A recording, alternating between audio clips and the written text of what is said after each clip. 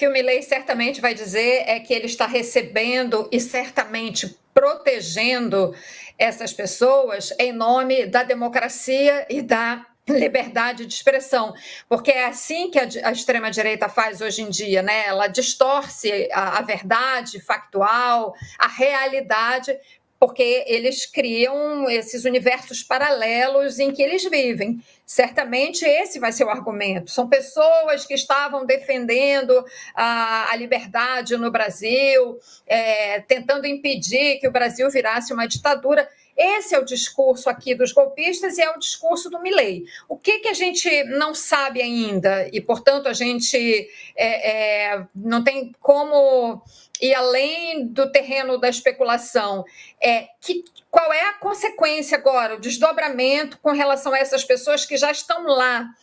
Porque precisa entender como é que funciona o sistema argentino para pedido de refúgio ou de asilo político, né? A pessoa, para pedir qualquer tipo de proteção especial num outro país, precisa, em tese, mostrar, comprovar que é um perseguido político, por exemplo, né? Ou vítima de algum crime de ódio, perseguição por gênero, por exemplo, no seu país de origem, né?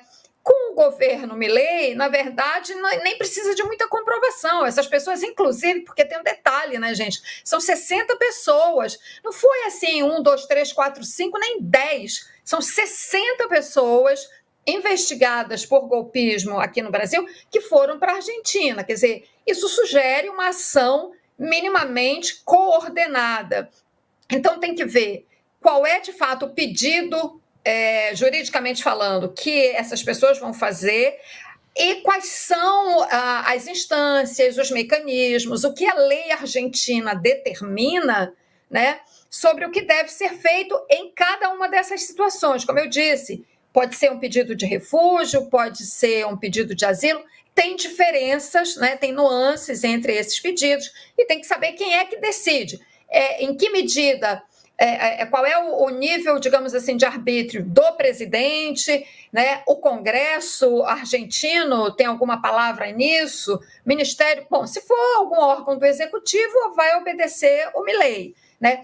Mas, certamente, o Judiciário argentino e o Congresso devem ter alguma palavra a esse respeito. Então, a gente precisa saber o que vai acontecer, entender melhor. Agora, o grave, para mim, dessa história toda é como essas pessoas fugiram, sim, como eu disse, até sugerindo uma ação coordenada. Algumas delas já eram condenadas, estavam em liberdade ou porque teve algum relaxamento de prisão, alguma coisa assim. Essas pessoas estavam ou deveriam estar cumprindo medidas cautelares, sim, tornozeleira eletrônica. Então, peraí, isso não estava funcionando? Então, desculpem, eu acho isso um tremendo vacilo da Polícia Federal aqui no Brasil. Acho inexplicável esse nível de negligência, é o que eu acho. É muito grave. E não é uma coisa, não é um que um pulou a fronteira aqui, outro saiu para o Foz do Iguaçu.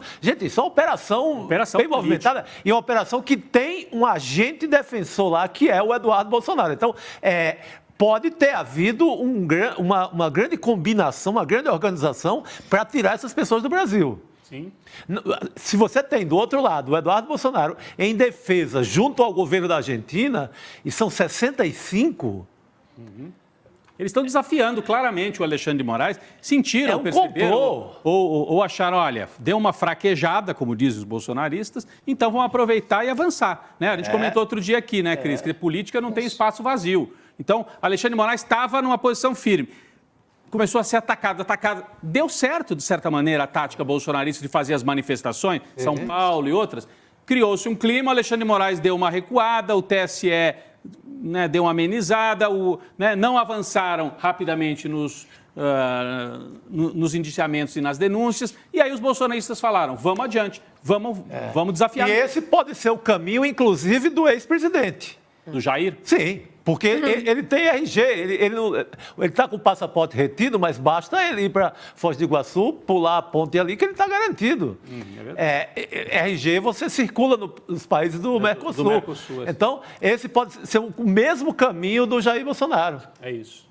Inclusive... E Chico, não esquecendo que no Carnaval ele passou 2 noites na Embaixada da Hungria, né? Exato. Eu ia só citar também que entre os presos, né, e procurados não estão nomes como, por exemplo, Almirante Garnier, Braga Neto, essa galera toda, né? A gente está falando só dos bagrinhos, Dos né? bagrinhos,